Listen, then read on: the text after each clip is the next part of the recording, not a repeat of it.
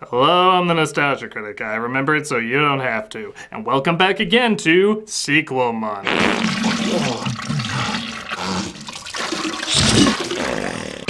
Or in this case, Squeakquel Month? No! That is not the case! I will not give in to your rodent-based puns, you unfunny bucket of toilet leavings!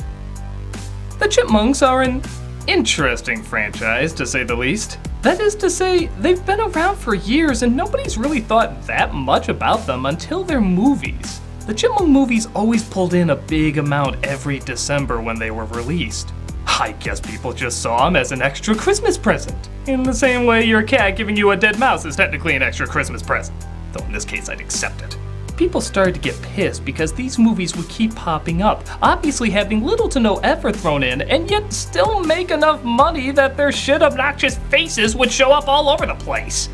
Well, you know what? I'm sick of it. I'm sick of entertainment clearly not trying and somehow getting tons of rewards for it. So you know what? I'm gonna do the same thing. I'm gonna figure out the magic formula in today's movie and see how to get the same results. Because if they don't have to try, I shouldn't have to try. Something of value is finally gonna come out of these damn movies. I will be rewarded for my suffering. My soul is prepared. How's yours? Let's take a look. Okay, so it opens up with the Chipmunks at a concert called Save the Music. Trust me, if you want to save the music, the Chipmunks are not the band you want playing there. Even dogs seem to hate them.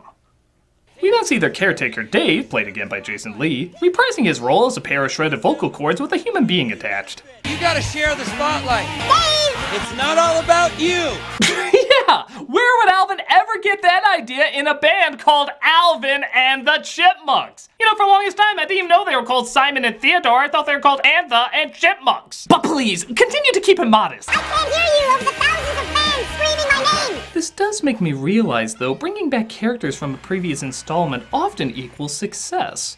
Well, that's what I'm gonna do. I'm going to bring back characters from a previous review. Bring in the all-girls! Aww! Come on in, ladies. If your awkward remembrance can help my fortune, all the better. You got it, Critic. Setting adorable letters to irritating. Let's do this. So Dave is taken down by a clumsy cardboard cutout. Sounds like a metaphor for Lee's career to me. And he's left out of most of the movie. Okay, off you go. Wait, that's it? Yeah, apparently it's better to remind people you exist and then totally terminate you from the project. But we barely did anything. And that's what's gonna make us tons of money. Now off you go, off you go. Out, out, out. Get out, out, out. To the couch of underused cameos. Hey, weren't you in the Spy Kids 3D review? Doesn't count. I hear that. Dave tells them that they're gonna stay with their Aunt Jackie. It's just me and my ganja. No, not that one, though. Would explain why she's seeing chipmunks. No, this character is similar to Miss Miller from the cartoon, though it's not Miss Miller from the cartoon because that means someone who made this movie would have had to actually watch the cartoon. Let's have a hug first. Get over here, you old teddy bear. I'm not really much of a hugger. It's okay, that wasn't really much of a joke. But, okay, I'm catching on. Aunt Jackie is going to be the new caretaker, and there's of course going to be some comedic adjustments. Alright then, I introduce you to Granny Tammy! Say hi, Tammy! Hi, Sonny, what's cooking? Oh, Granny Tammy, I can tell we're gonna have a lot of quirky adventures together. On to the next scene.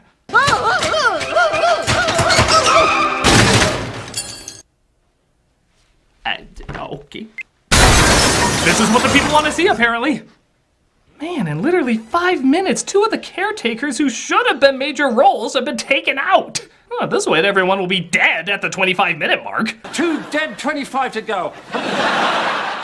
Instead, we get her son Toby, played by Zachary Levi, who you may remember as Chuck or Flynn from Tangled. And here where he plays his biggest role as the poor man's Jimmy Fallon. I'm not gonna be like, I know everything and you do this and you do that. Like my dad. Okay, now I think I'm catching on. Bring in the dog girls! Wait a minute, those are like the exact same characters. What? No, they're not. Yes, they are. They look like us, sound like us. They even have the exact same characteristics. Yeah, you can't even tell us apart. No, it's totally different. See, they have shirts of countries with no names on them. You know those obscure shirts you saw all over the place. Look, mine's US. Mine's Canada. And mine's so obscure, it doesn't even have a country. It's an ironic statement. Of what? That we like irony? I'm so glad you see the brand new comedic possibilities of this. Now, you three, into the studio. Wait, what? Yeah, you're still barely in this. We have to go, like, barely. Into the studio!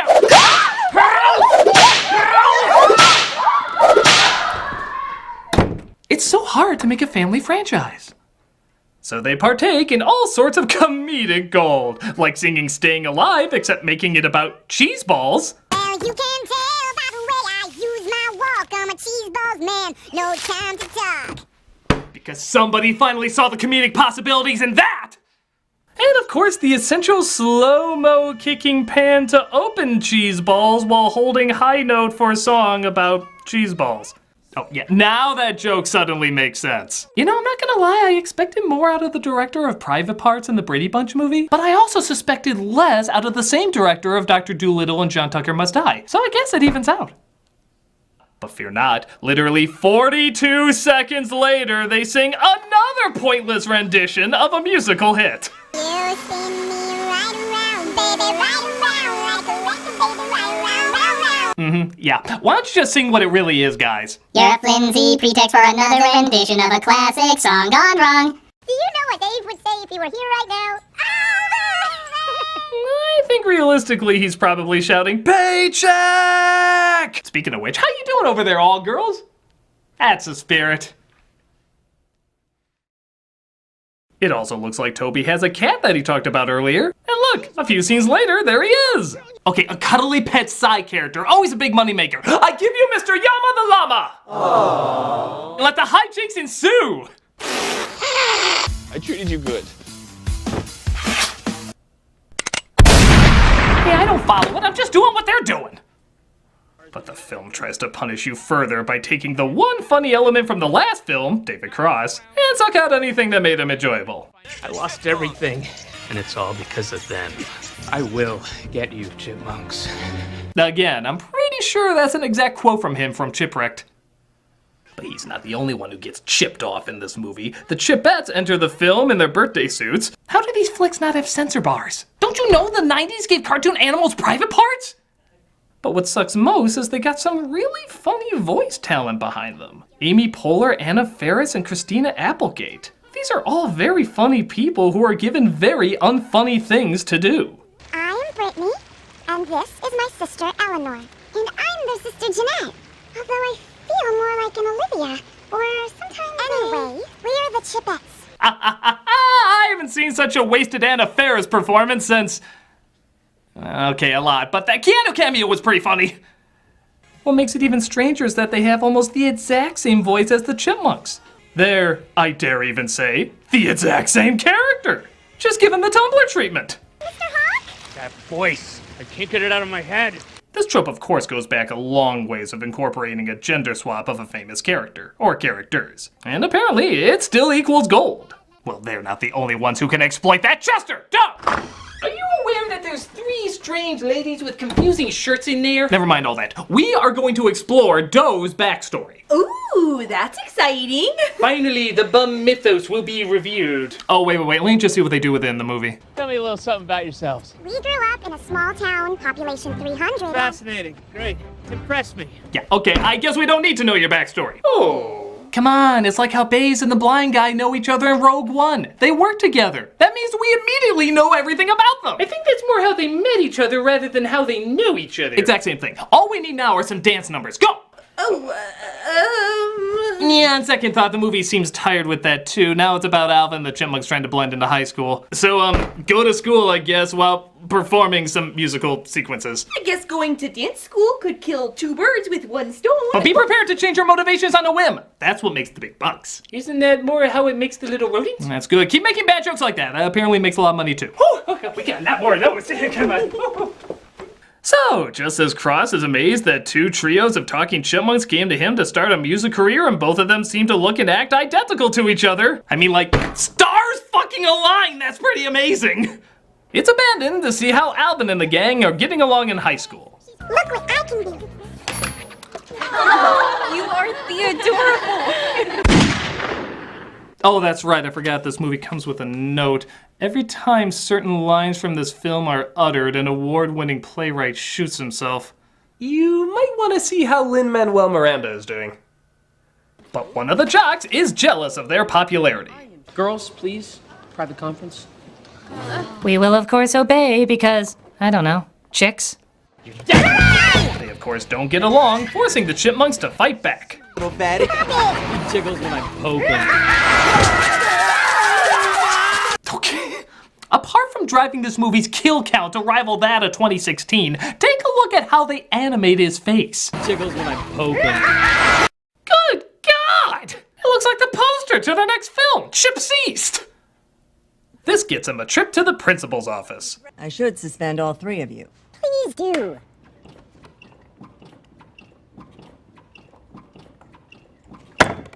Okay, how unfocused does a film have to be when looking at a bobblehead mated into your script? She says I should suspend you. He says please do.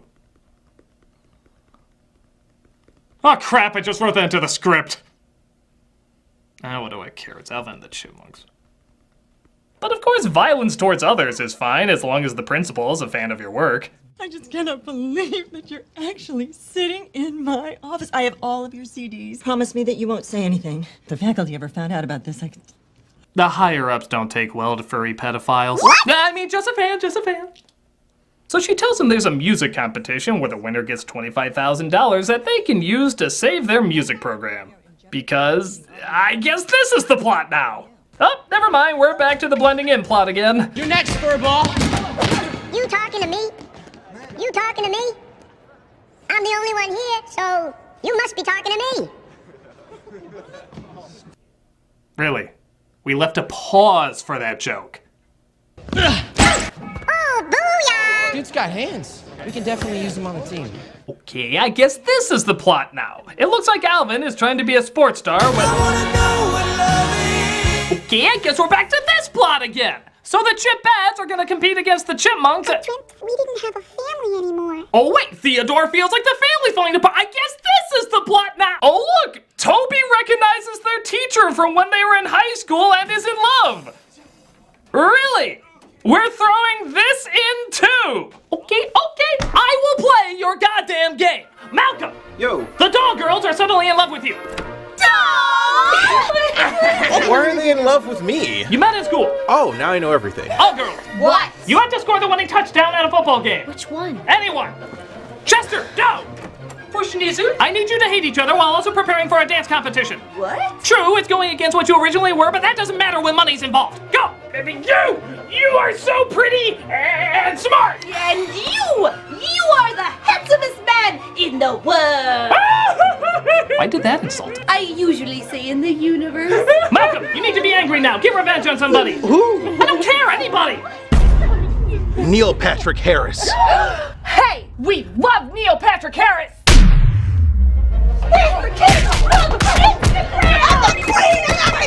Critic, what should I do with this ball from the team, the 49ERS?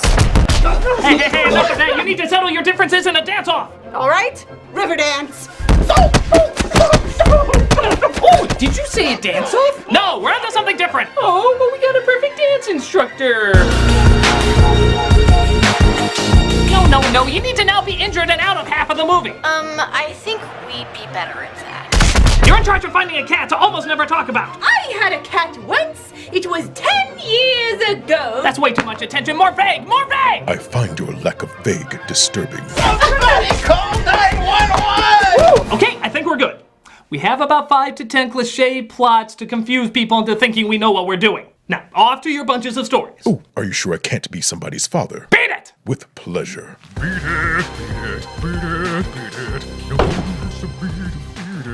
This had better be a big hit. It wouldn't be the first time I've obliterated these rodents.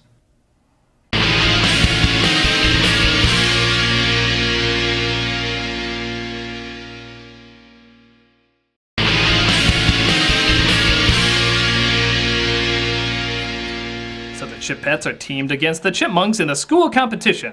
You have the only other singing chipmunks in the world, ass-face, and you're putting them in a school competition? What the fuck? And the school agrees there'll be a big competition to see which one they send to the, competition. This creates friction with Alvin, who doesn't want to perform, but instead wants to play football. This looks like a job for a Dutch oven joke. Dutch oven! Not the Dutch oven! Oh, anything but the Dutch oven! Must find fresh air before it's too late! It's sad in a Chipmunks movie when I had to make the very real argument, at least they didn't eat shit. Oh, Toby? This is my contractually obligated cameo! All good here. Come home soon. Bye. But that doesn't seem to help things as Alvin gets way too into his game. I'm gonna crack you like an acorn and eat you for dinner with some fava beans and a nice Chianti. You're right, movie. More kids do need to see Silence of the Lambs. He wins on Air Bud logic, but sadly that means he misses the competition. And now, let's hear it for a group that will rock you like a hurricane. She's gonna make the front page of the news someday, and not in a good way. The Chipmunks! But they admit Alvin's not there and they can't go on without him, resulting in the Chipettes winning. I realize how devastated you Chipmunk fans must be. I'll have to carve Alvin Y in the back of my skull until it makes it right. This causes Theodore to run away to the zoo, but gets cornered by a bird. Hey, birdie, over here! Oh, careful. He might look down at you if you were actually there. Oh, not literally! Oh, the suspense. Will he step forward as the trainer offers him a treat? Guys, that was huge. Well, if by huge, I mean not huge. Interested? Call Ian Hawk. But a talent agency was watching a random school video, as agencies do, and decided to give the Chipettes a chance of a lifetime. Guess who's opening up for Britney Spears at the Staples Center tonight? She's at a crazy enough point where singing Chipmunks can open for her. Who missed the school contest? It's never about that stupid school contest. A contest so stupid I knew an agency would be watching it! He wants to split the girls up though, and when they refuse, he takes matters into his own hands. Okay, who likes barbecue? Barbecue. Because I know this awesome little barbecue restaurant in the valley that makes the best roasted chipmunk. Korean place? I don't know what's funnier, the fact that Roasted Chipmunk would be the happy ending, or the fact that this is still a better girl rock and roll story than Gem. If someone was barbecued in that though, it would be a better movie.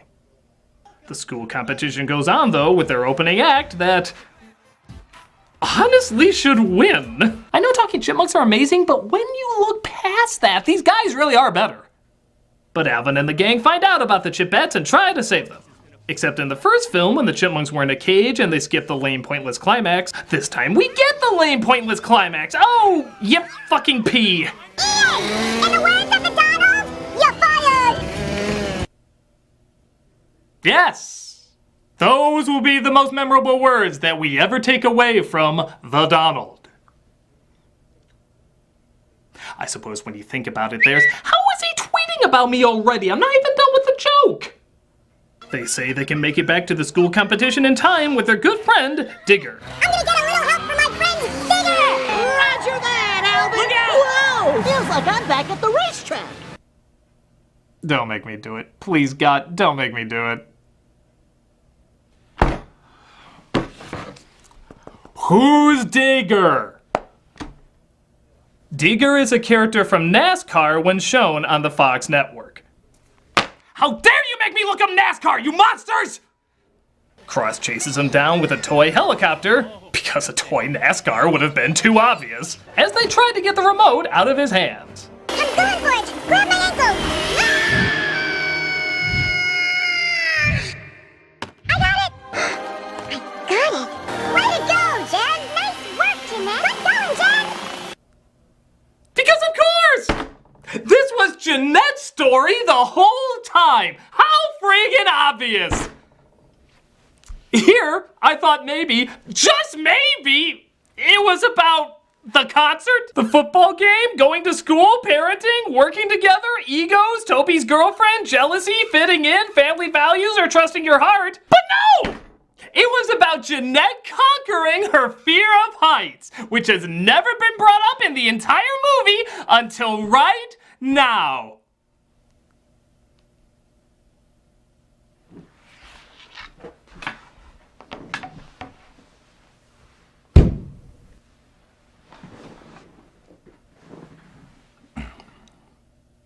So they get to the concert at the school and perform. I give you the Chipettes and the Chipmunks! But we haven't had any time to rehearse. Okay.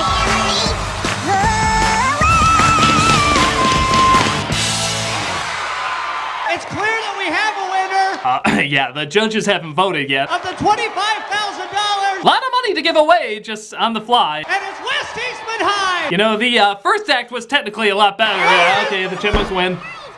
Creepy announcer, gladly give it to creepy principal. This seems very wrong.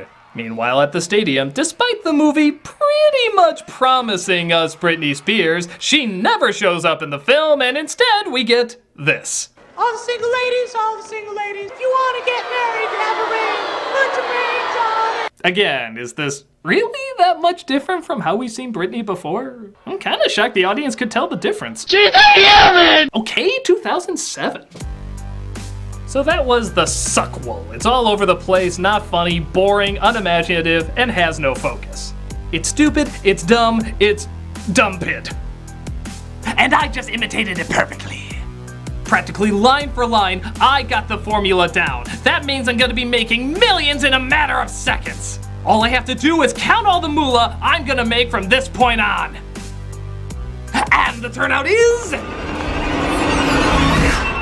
average? What about being number one at the box office? Critic, none of the Chipmunk movies were ever #1 at the box office. Ever. What? They did okay because they rode on the success of other December movies. They've been the one family film clearly not trying to win any awards. But then why do so many people go and see it? High-pitched voices are cute! Aw. So by that logic, I can make $1 million just by... Quid pro quo. I tell you things, you tell me things. Yes or no, Clarice? Go ahead. You know, the movie was right. More kids do need to see this film.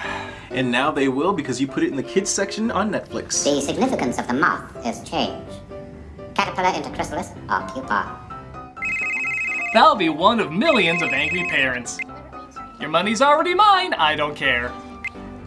I'm the nostalgia critic. I don't get it, I just exploit it. No, it's like Hannibal ate Fred. I smell a Squeakquel. You use Evian skin cream, but not today.